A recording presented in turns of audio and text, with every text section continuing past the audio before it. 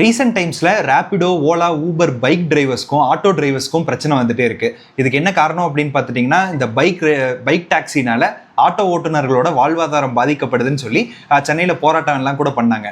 திடீர்னு நம்ம state government என்ன பண்ணாங்கன்னா, ஆர்டிஓ ஆஃபீஸ்க்கெல்லாம் இந்த மாதிரி பைக்கை கமர்ஷியல் பர்பஸ்க்கு யூஸ் பண்ணக்கூடாதுன்னு ஒரு சர்க்குலர் அனுப்பிச்சாங்க.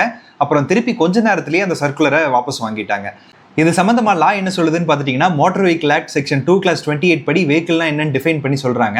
இந்த பைக்கை வந்து கமர்ஷியல் பர்பஸ்க்கு யூஸ் பண்ணலாமா பண்ணக்கூடாதா அப்படிங்கிறதுல ஒரு கிளாரிட்டி கிடையாது. இது சம்பந்தமா மெட்ராஸ் ஹைகோர்ட்ல ஒரு ரிட் ஃபைல் பண்றாங்க. அந்த ரிட்ல வந்து பைக்கை டாக்ஸியை பயன்படுத்தக்கூடாது அப்படின்னு சொல்லி ஒரு ஆர்டர் போட்டுறாங்க. அந்த ஆர்டருக்கு எகெயின்ஸ்டா சுப்ரீம் கோர்ட்ல ஒரு அப்பீல் ஃபைல் பண்றாங்க. அந்த அப்பீல்ல வந்து இந்த ஆர்டரை தற்போதைக்கு ஸ்டாப் பண்ணி வச்சுட்டு இதுக்கு வந்து ப்ராப்பரான கைட்லைன்ஸ் வந்து கவர்மெண்ட்டை ஃப்ரேம் பண்ண சொல்றாங்க. இப்போ இன்னும் ஃப்ரேம் பண்ணி கவர்மெண்ட் எதுவுமே கொடுக்கல. ரேபிடோ யூஸ் பண்ற எல்லாருமே என்ன சொல்றாங்க அப்படின்னா, ஆட்டோவை கம்பேர் பண்ணும்போது காஸ்ட் எஃபிஷியன்ட்டா இருக்கு, சீக்கிரமாகவும் ஒரு இடத்துக்கு போயிட முடியுது அப்படின்னு சொல்லி சொல்றாங்க. ஆட்டோ ஓட்டுநர்கள் என்ன சொல்றாங்கன்னா, அந்த பைக்ல போறவங்களுக்கு ப்ராப்பரான இன்சூரன்ஸ் இருக்காது, ஏதாவது அடிபட்டா அவங்க பாதிக்கப்படுவாங்க, உமன் எல்லாம் டிராவல் பண்ணாங்க அப்படின்னா அவங்களுக்கு சேஃப்டி இருக்காது அப்படிங்கிறதெல்லாம் வந்து ஆட்டோ ஓட்டுநர் சொல்றாங்க. நீங்க பைக் டாக்ஸியை பத்தி என்ன நினைக்கிறீங்க அப்படிங்கிறத கமெண்ட்ல சொல்லுங்க. தேங்க்யூ.